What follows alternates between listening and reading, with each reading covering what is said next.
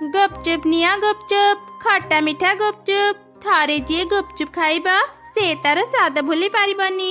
आस आस मो पाखरु खट्टा मिठा गुपचुप खाओ। अरे सांग माने देख गुपचुप चलो आमे समस्ते गुपचुप खाइबा। अनेक दिन हेलानी मु गुपचुप खाइनी। ना ना मु गुपचुप खाइबिनी। मम्मा बाहर किछि भी खाइबा को मना करिसंती। बाहर खाइबा खाइले पेट खराब हुए। अरे कुनी गोटे दिन खाइले किछि हेबनी। आस आस आम सांगरे आसे। किरे पिला माने गुपचुप खाइबा? हाँ मोर आंटी आमको 3 प्लेट गुपचुप दिया। अच्छा ए निया। एमिति सब छुआ गुपचुप खाइले आउ तापरे निज निज घर को फेरी गले। माँ चढ़ी कुनी को अपेक्षा करिथिला।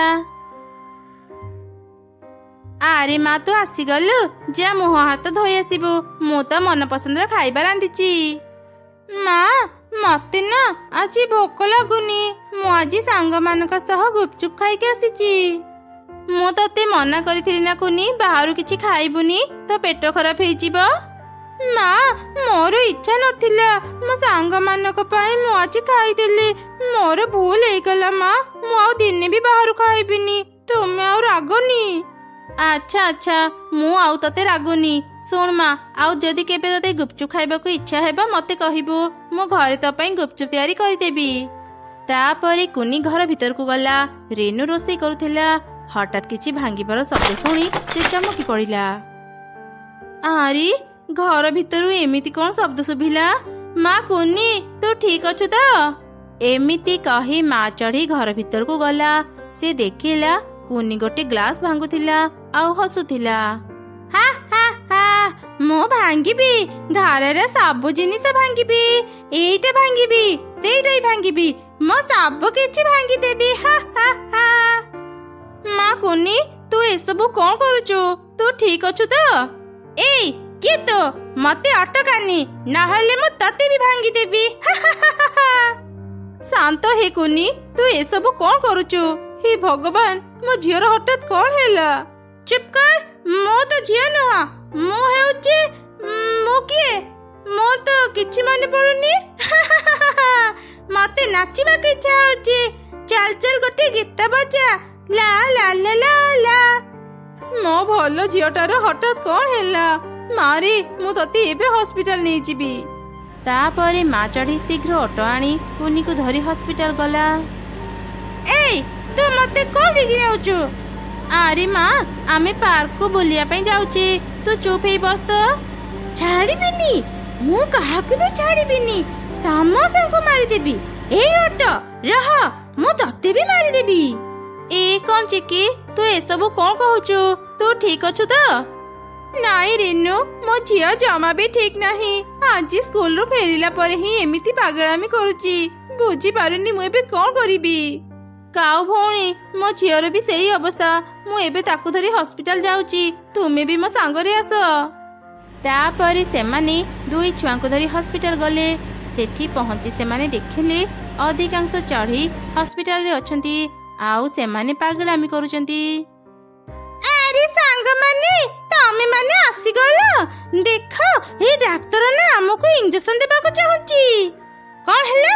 ए डाक्टर हमको इंजेक्शन देबा? समस्ते डाक्टर को धर आमे ताको इंजेक्शन देबा। अरे समस्ते निज निज छुआ को धर। मु तांको शीघ्र निद इंजेक्शन दिए। एमानकु शांत कले जाई मु किछि करि परिबी।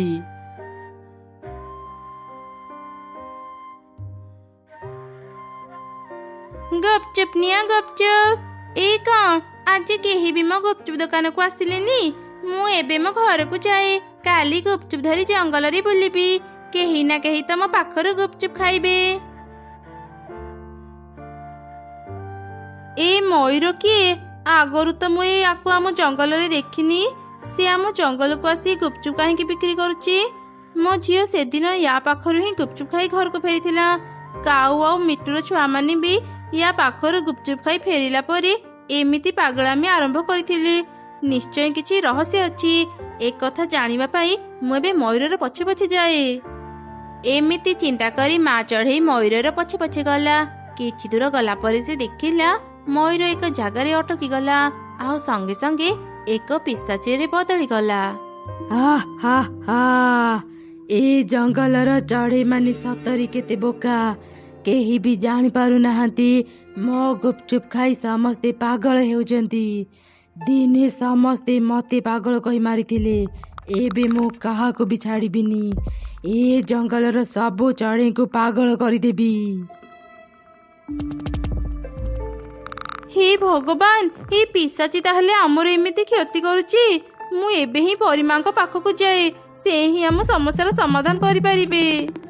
ମା ଚଢ଼େଇ ଶୀଘ୍ର ପରି ପାଖକୁ ଗଲା ଆଉ ତାକୁ ସବୁ ଘଟଣା କହିଲା। ସେ ପିଶାଚି ଯେତେବେଳେ ବଞ୍ଚିଥିଲା ସେ ପାଗେଳି ହେଇ ବୁଲୁଥିଲା। ତା ପାଗଳାମୀ ପାଇଁ ପାଖ ଜଙ୍ଗଲର ଚଢ଼େଇମାନେ ତାକୁ ମାରି ଦେଇଥିଲେ। ମଲା ପରେ ସେ ତା ମୃତ୍ୟୁର ପ୍ରତିଶୋଧ ନେବା ପାଇଁ ଜଙ୍ଗଲରୁ ଜଙ୍ଗଲ ବୁଲି ବୁଲି ସବୁ ଚଢ଼େଇଙ୍କୁ ପାଗଳ କରୁଛି। ପରିମା, ସେ ପିଶାଚିକୁ ଅଟକେଇବା ପାଇଁ କ'ଣ କିଛି ରାସ୍ତା ନାହିଁ?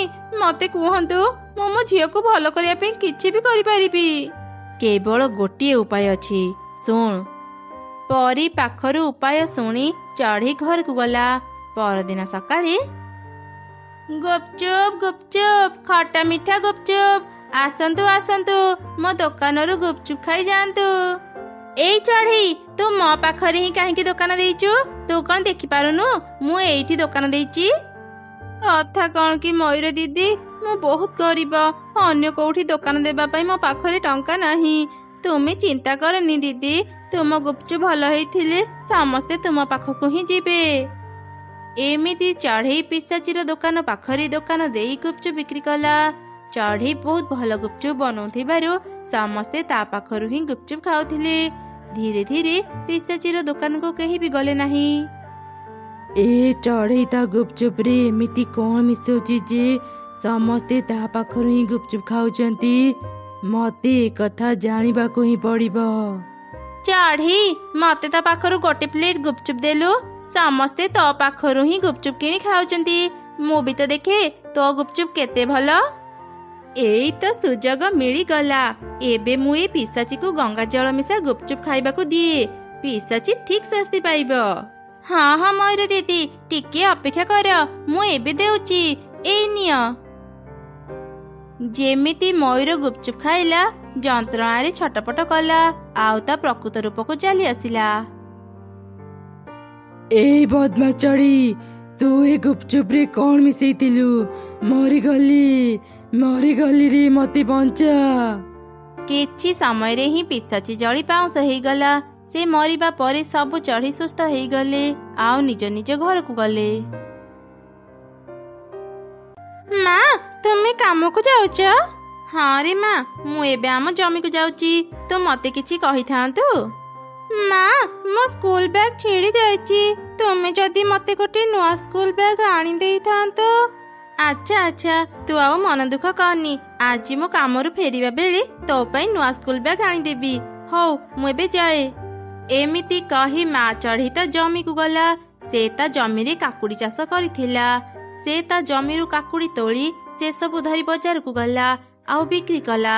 ସନ୍ଧ୍ୟାରେ ସେ ଘର ପାଇଁ ଖାଇବା ଆଉ ତା ଝିଅ ପାଇଁ ସ୍କୁଲ ବ୍ୟାଗ ଧରି ଫେରିଲା। ଆରେ ମା କୁନି, ଏଇ ନେ ତ ନୂଆ ସ୍କୁଲ ବ୍ୟାଗ। ବା ମା, ସତରେ ମୋ ନୂଆ ସ୍କୁଲ ବ୍ୟାଗ ନା ଅନେକ ସୁନ୍ଦର ହେଇଛି। ମୁଁ ଆଜି ବହୁତ ଖୁସି ମା। ଆଚ୍ଛା ତେବେ ଚାଲ ଏବେ ଖାଇବା ଖାଇବୁ। ଏମିତି ମା ଚଢ଼େଇ ଅନେକ ପରିଶ୍ରମ କରି ତା ଘର ଚଳଉଥିଲା। ସେଇ ଜଙ୍ଗଲରେ ଗୋଟେ ଅଳସୁଆ କାଉ ରହୁଥିଲା। ଏ କ'ଣ କାଉ ମୋ ଘରେ କାହିଁକି ଶୋଇଛି?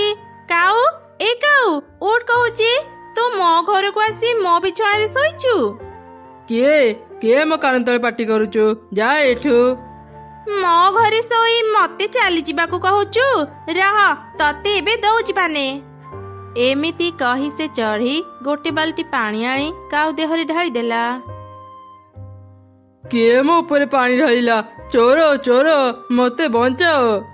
ଏଇ, କାହାକୁ ଚୋର କହୁଛୁ? ତୁ ନିଜେ ଗୋଟେ ଚୋର। ମୁଁ ଘରେ ନଥିଲା ବେଳେ ତୁ ଆସି ମୋ ଘରେ ଶୋଇଛୁ। ତତେ ଟିକେ ଲାଜ ଲାଗୁନି? ଆରେ ମିନୁ ଚଢ଼େଇ, ତୁ କେତେବେଳେ ଘରକୁ ଆସିଲୁ? ମୁଁ ଆଜି ପେଟେ ଖାଇ ଦେଇଥିଲି। ଭାରି ନିଦ ଲାଗୁଥିଲା ତ ଘରଟା ଫାଙ୍କା ଦେଖି ମୁଁ ଟିକେ ଶୋଇ ପଡ଼ିଲି। କାଉ, ତୁ ଆଉ କେତେ ଦିନ ୟା ତା ଘରେ ଶୋଇବୁ? ନିଜେ ଗୋଟେ ଘର ବନା। ଆରାମରେ ନିଜ ଘରେ ଶୋଇପାରିବୁ। ଘର ବନେଇବା ଭାରି କଷ୍ଟ। ଏତେ କଷ୍ଟ କାମ ମୁଁ କରିପାରିବିନି। ମୋ ଘର ନାହିଁ ତ କଣ ହେଇଗଲା, ମୋ ଦିନ ତ ଭଲରେ ବିତୁଛି। ମୁଁ ତୋ ଭଳି ଅଳସୁଆ ପକ୍ଷୀ ଆଜି ଯାଇ ଦେଖିନି। ଏବେ ତୁମ ଘରୁ ଚାଲିଯା, ମୋର ଅନେକ କାମ ଅଛି। କାଉ ଥିଲା ବହୁତ ଅଳସୁଆ। ଜଙ୍ଗଲର ସବୁ ଚଢ଼େଇ ନିଜ ପାଇଁ ଘର ବନେଇଥିଲେ ବି କାଉ ନିଜ ଅଳସୁଆ ଗୁଣ ପାଇଁ ଘର ତିଆରି କରିନଥିଲା। ଚଢ଼େଇ ମାନେ ତାକୁ ଅପମାନ ଦେଲେ ବି ତାର କିଛି ଫରକ ପଡୁନଥିଲା। ଏ ଜଙ୍ଗଲର ଚଢ଼େଇ ମାନେ ଏତେ ପରିଶ୍ରମ କାହିଁକି କରନ୍ତି କେଜାଣି? ଟିକେ ବୁଦ୍ଧି ଖଟେଇଲେ ଦିନ ଭଲରେ ବିତିଯିବ। ମୋ ଦ୍ୱାରା ପରିଶ୍ରମ କାମ ହେବନି। ମୁଁ ଏବେ ଯାଏ ମଣିଷ ମାନଙ୍କ ଜମିରୁ କିଛି ଦାନା ଖାଇ ଆସେ। ଏମିତି ଚିନ୍ତା କରି କାଉ କୃଷକର ଜମିକୁ ଯିବା ପାଇଁ ବାହାରିଲା। ରାସ୍ତାରେ ସେ ଦେଖିଲା ଚଢ଼େଇ ତା ଜମିରେ କାମ କରୁଛି। କାଉ ଚଢ଼େଇ ପାଖକୁ ଗଲା।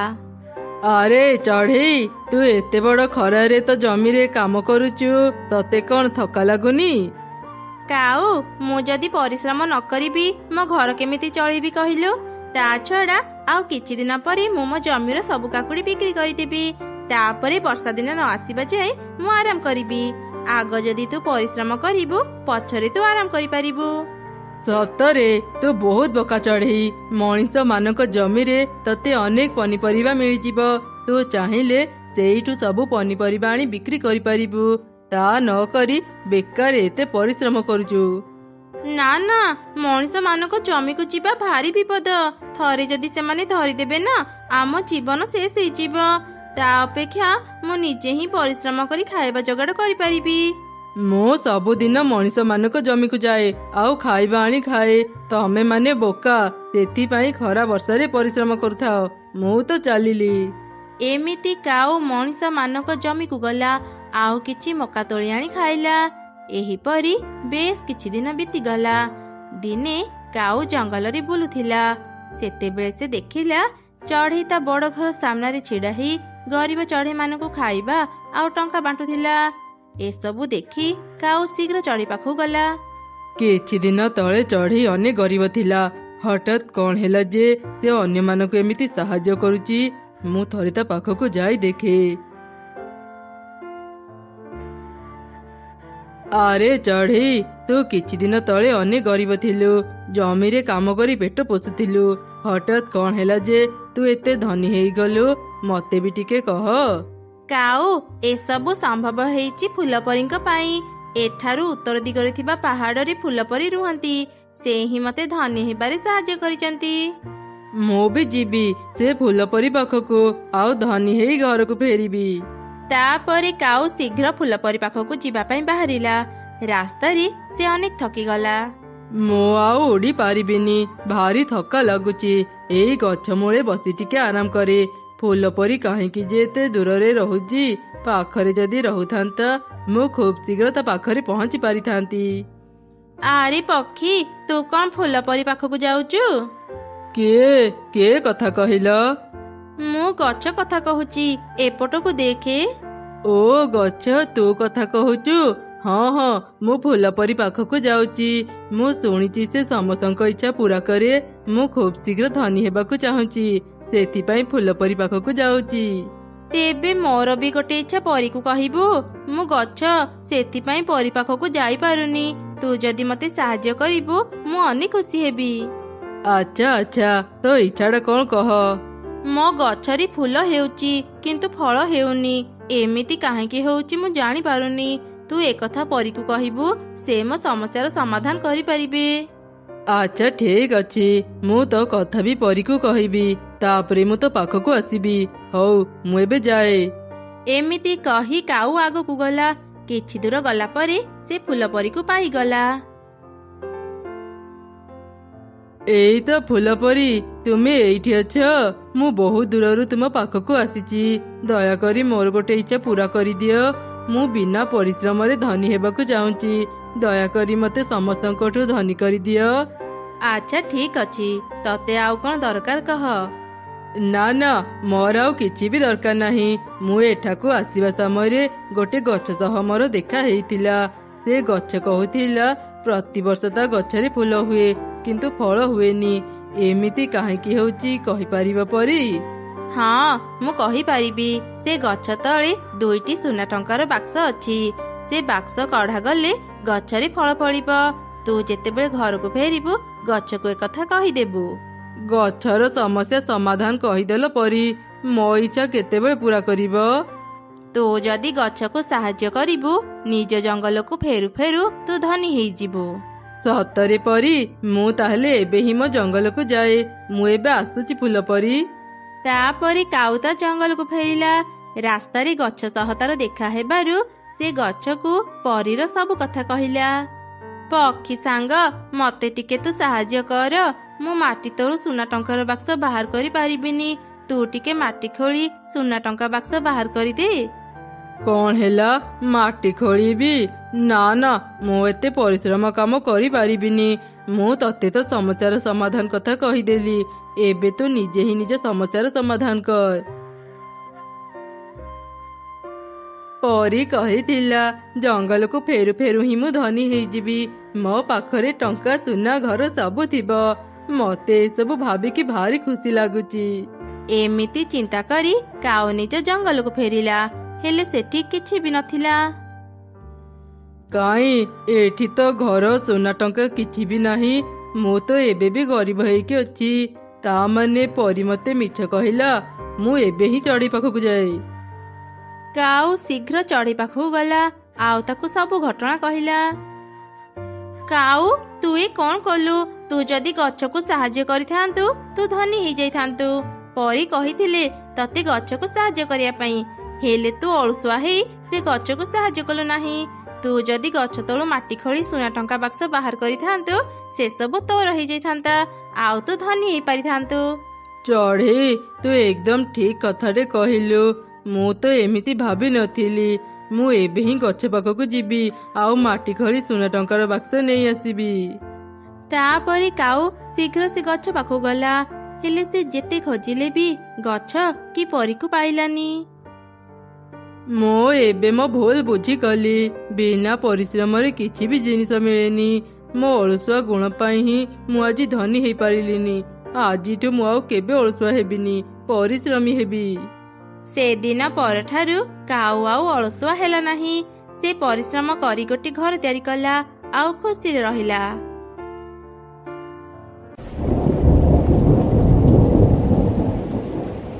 ई कोन मु खाइबा आनिबाकू आसु आसु ही एते जोरे वर्षा पवन आरंभ हेइ गला। घरे मो दुई छुआ एकुटिया अछंती। मु शीघ्र तांका पाखकु जाए।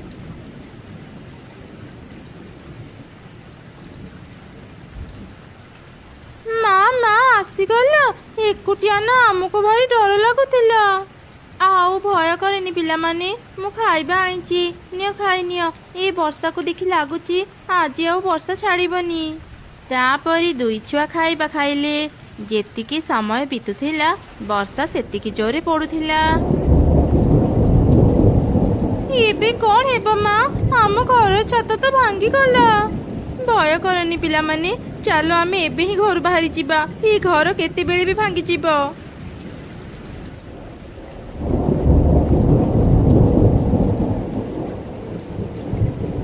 ई कोन सर्वनाश हेइ गला। एते शीघ्र मो घर भांगी गला। एबे मो दुई छुआंकु नै कोठी रहिबी। एमिति माँ चढ़ी चिंता करुथिला। किछि समय परे सकाळ हेइ गला। वर्षा भी छाड़ी गला। एबे मु कोन करिबी? काम खोजिबाकू जिबी ना घर तैयारी करिबी? काम खोजिबाकू न गले आज मु खाइबा केमिति जोगाड़ करिबी? आउ जदि घर तैयारी न करिबी आज राति आमे कोठी रहिबा? तम मानको बापा बंची थिले आज आमे एते कष्ट पाइ नथांते। माँ तुमे चिंता करनी। तुमे काम खोजिबाकू जाओ। मु आउ भाई मिसी गोटे घर तैयारी करि नेबो। हेले पिला माने तमे माने एबे बहुत छोट। तमे माने कोन घर तैयारी करि परिबो? माँ तुमे हमको घर तैयारी करिबा सिखैछ। तुम परी एते भल घर न तैयारी करि पारिले भी आमे रहिबा पई गोटे घर तैयारी करि नेबो। तेबे ठीक अछि। तमे माने पाखरु बाउंस आ कदली पत्र आनी घर तैयारी करूथाओ। मु कामरु शीघ्र फेरिबाकू चेष्टा करिबी। एमिति कही माँ चढ़ी काम खोजिबाकू चली गला। दुई छुआ बाउंस आ कदली पत्र आनी सुंदर गोटे घर तैयारी करि नेले।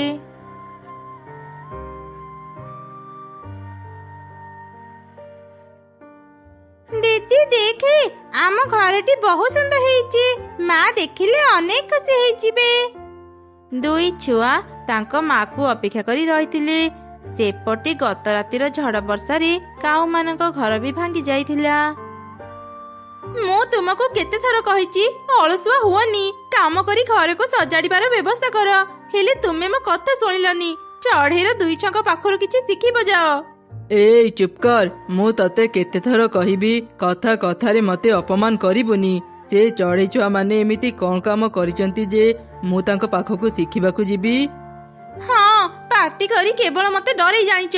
ସେପଟକୁ ଦେଖ, ଚଢ଼େଇ କାମକୁ ଯାଇଛି। ତାର ଦୁଇ ଛୁଆ କେମିତି କଦଳୀ ପତ୍ରରେ ଗୋଟେ ସୁନ୍ଦର ଘର ତିଆରି କରି ଘର ଭିତରେ ଖେଳୁଛନ୍ତି। ତୁ ଏ କଣ କହୁଛୁ? ଚଢ଼େଇ ଘରେ ନାହିଁ, ତାର ଦୁଇ ଛୁଆ ଏକୁଟିଆ କଦଳୀ ପତ୍ର ଘରେ ଅଛନ୍ତି। ଆମ ପାଇଁ ଏଇଟା ବହୁତ ଭଲ ସୁଯୋଗ।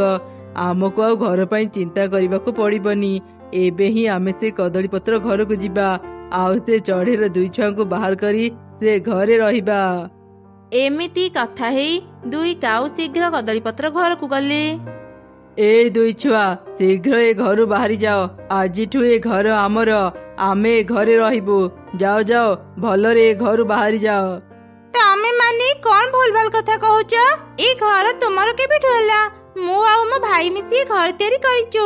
ଏ ଘର ଆମର, ତମେ ମାନେ ଆମ ଘରୁ ବାହାରି ଯାଅ। ଆରେ ତମେ ଏମାନଙ୍କ ସହ କଥା କାହିଁକି ହେଉଛ? ଗୋଟେ ବଡ ଲାଠି ଆଣି ପିଟି ପିଟି ଏମାନଙ୍କୁ ଏ ଘରୁ ବାହାର କରିଦିଅ। କାଉ ଯେମିତି ସେମାନଙ୍କୁ ମାରିବା ପାଇଁ ଲାଠି ଆଣିଲା, ଦୁଇ ଛୁଆ ଶୀଘ୍ର ଘର ଭିତରୁ ବଡ ବଡ ଦୁଇଟି କଟୁରୀ ଧରି ବାହାରକୁ ଆସିଲେ। ଆମକୁ ଯଦି ମାରିବ ଆମେ ବି ତମମାନଙ୍କୁ ଛାଡ଼ିବୁନି। ଏଇ କଟୁରୀରେ ତମମାନଙ୍କ ବେକ କାଟିଦେବୁ। ଆରେ ଶୁଣ, ଏବେ ଏମାନଙ୍କ ସହ ଲାଗିବାନି। ଆଖପାଖରେ ଅନେକ ଚଢ଼େଇ ଅଛନ୍ତି। ଏମାନେ ଯଦି ପାଟି କରିବେ ସେମାନେ ଏଠାକୁ ଚାଲି ଆସିବେ। ଚାଲେ ଏବେ ଏଠୁ ଚାଲିଯିବା, ପରେ ଏକ ଯୋଜନା ବନେଇ ଏଠାକୁ ଆସିବା। ମୁଁ ସେ ଦୁଇ ଛୁଆଙ୍କ ଅପମାନ କେବେ ବି ସହିପାରିବିନି। କିଛି ଗୋଟେ କର। ମୋ ପାଖରେ ଗୋଟେ ଉପାୟ ଅଛି। ଚାଲ ଏବେ ହିଁ ଶିକାରୀ ଚିଲ ପାଖକୁ ଯିବା।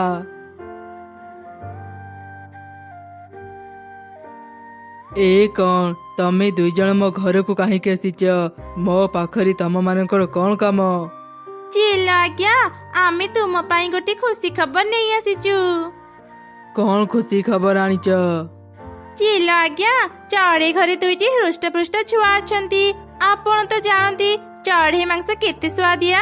ସେଥିପାଇଁ ଆପଣଙ୍କୁ ଏ ଖବର ଦେବାକୁ ଚାଲି ଆସିଲୁ। ମୁଁ ତମ ମାନଙ୍କ କଥା ବୁଝିଗଲି। ମୁଁ ଏବେ ହିଁ ସେ ଚଢ଼େଇ ଛୁଆ ମାନଙ୍କ ପାଖକୁ ଯିବି। ନା ନା ଚିଲ ଆଜ୍ଞା, ଆପଣ ଏବେ ସେଠାକୁ ଯାଆନ୍ତୁନି। ଏବେ ସେଠାରେ ଅନ୍ୟ ଚଢ଼େଇ ମାନେ ବି ଅଛନ୍ତି। ସେମାନେ ଆପଣଙ୍କୁ ଦେଖିଲେ ଆପଣଙ୍କୁ ମାରିପାରନ୍ତି। ରାତିରେ କେହି ବି ଚଢ଼େଇର ଘର ଆଖପାଖରେ ନଥିବେ। ଆପଣ ସେତେବେଳେ ଚଢ଼େଇର ଘରକୁ ଯାଇ ଚଢ଼େଇ ସହ ତାର ଦୁଇ ଛୁଆଙ୍କୁ ବି ଖାଇପାରିବେ। ହଁ ଠିକ କଥା। ମୁଁ ତେବେ ରାତିରେ ହିଁ ତାଙ୍କ ଘରକୁ ଯିବି। ମତେ ତାଙ୍କ ଘରର ଠିକଣା କୁହ। ଦୁଇ କାଉ ଚିଲକୁ ଚଢ଼େଇ ଘରର ଠିକଣା ଦେଲେ। ଚିଲ ରାତି ହେବା ଯାଇ ଅପେକ୍ଷା କଲା। ତାଙ୍କର ସବୁ କଥା ଗୋଟେ ମିଟୁ ଶୁଣୁଥିଲା। ସେ ଶୀଘ୍ର ଚଢ଼େଇ ଘରକୁ ଗଲା। ସେପଟେ ମା ଚଢ଼େଇ କାମରୁ ଫେରିବା ସମୟରେ ଏକ ମୟୂରକୁ ଆହତ ଅବସ୍ଥାରେ ପଡ଼ିଥିବାର ଦେଖିଲା। ଚଢ଼େଇ ମତେ ବଞ୍ଚା। ଆରେ ମୟୂର, ତମର ଏମିତି ଅବସ୍ଥା କିଏ କଲା? ଗୋଟେ ଶିକାରୀ ପାଇଁ ମୋର ଏମିତି ଅବସ୍ଥା। ସେ ମତେ ଧରି ନେଇ ଯାଉଥିଲା। ମୁଁ କୌଣସି ମତେ ତା ପାଖରୁ ଖସି ଏଠାକୁ ଚାଲି ଆସିଛି। ମୟୂର, ତୁମେ ଟିକେ ଧୈର୍ଯ୍ୟ ଧର। ମୁଁ ଏବେ ହିଁ ତୁମ ପାଇଁ ଔଷଧ ଆଣିଦେଉଛି। ଏମିତି କହି ମା ଚଢ଼େଇ ଶୀଘ୍ର ଯାଇ ଔଷଧ ଆଣିଲା। ଔଷଧ ଖାଇଲା ପରେ ମୟୂର ଟିକେ ସୁସ୍ଥ ହେଲା। ବହୁତ ବହୁତ ଧନ୍ୟବାଦ ଚଢ଼େଇ, ଆଜି ତୁମର ଜୀବନ ରକ୍ଷା କଲୁ। ଏବେ ମତେ ଭଲ ଲାଗୁଛି। ଆଚ୍ଛା ତେବେ ଠିକ ଅଛି ମୟୂର, ମୁଁ ଏବେ ମୋ ଘରକୁ ଯାଏ। ମୋ ପିଲାମାନେ ମତେ ଅପେକ୍ଷା କରି ରହିଥିବେ।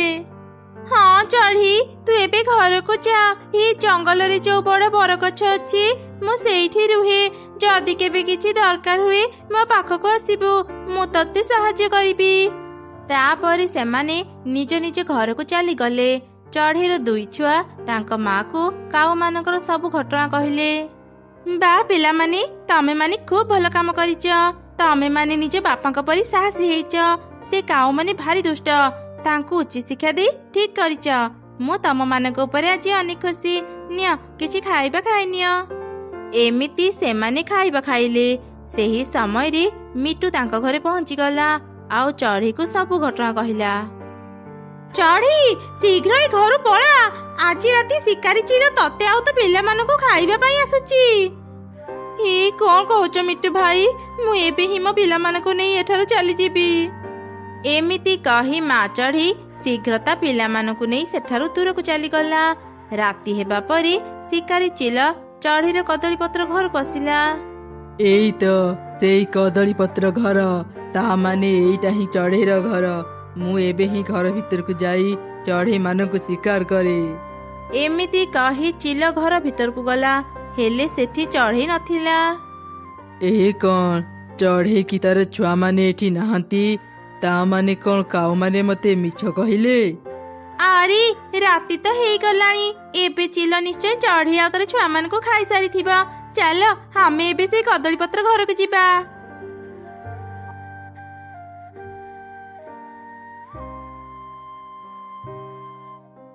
ଚିଲ ଆଜ୍ଞା, ଆପଣ ନିଶ୍ଚୟ ଚଢ଼େଇ ଆଉ ତାର ଛୁଆମାନଙ୍କୁ ଖାଇସାରିଥିବେ। ଏବେ ଆପଣ ଏଠୁ ଯାଆନ୍ତୁ, ଆମେ କଦଳୀପତ୍ର ଘରେ ରହିବୁ। ତମେ ମାନେ ମତେ ମିଛ କହିଛ। ମୁଁ କାହାକୁ ବି ଛାଡ଼ିବିନି। ସକାଳୁ ମୁଁ ଆଜି କିଛି ଖାଇ ନଥିଲି ଚଢ଼େଇ ଆଉ ତାର ଛୁଆଙ୍କୁ ଖାଇବା ପାଇଁ, ହେଲେ ଏଠାକୁ ଆସି ଦେଖୁଛି ଏଠି କେହି ବି ନାହାନ୍ତି। ମୁଁ ଏବେ ତମମାନଙ୍କୁ ଖାଇ ମୋ ପେଟ ପୂରେଇବି।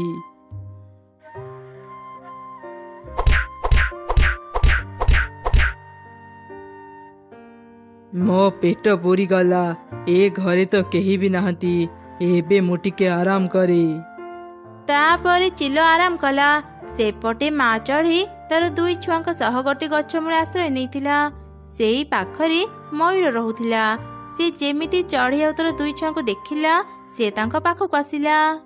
ଆରେ ଚଢ଼େଇ, ବର୍ଷା ଉଠିଲାଣି। ତୁ ଘରେ ନ ରହି ତୋ ଦୁଇ ଛୁଆଙ୍କ ସହ ଏଠି କାହିଁକି ଅଛୁ? ଚଢ଼େଇ ମୟୂରକୁ ସବୁ ଘଟଣା କହିଲା। ତୁ ଚିନ୍ତା କରନି ଚଢ଼େଇ, ତୁ ମୋ ସାଙ୍ଗରେ ମୋ ଘରକୁ ଚାଲେ। ଆଜିଠୁ ତୁ ମୋ ସାଙ୍ଗରେ ମୋ ଘରେ ରହିବୁ। ସେଠି ତୋର କିଛି ଅସୁବିଧା ହେବନି। ମା ଚଢ଼େଇ ନିଜ ଦୁଇ ଛୁଆଙ୍କୁ ଧରି ମୟୂର ସାଙ୍ଗରେ ତା ଘରକୁ ଗଲା। କିଛି ସମୟ ପରେ ହିଁ ପ୍ରବଳ ବର୍ଷା ଆରମ୍ଭ ହେଇଗଲା। ବିଜୁଳି ଘଡ଼ଘଡ଼ି ବି ମାରୁଥିଲା। ସେଇ ବର୍ଷା ପବନରେ କଦଳୀପତ୍ର ଘରଟି ଉଡ଼ିଗଲା। ଚିଲ ଆଶ୍ରୟ ପାଇଁ ଗଛ ତଳକୁ ଯାଉଥିଲା।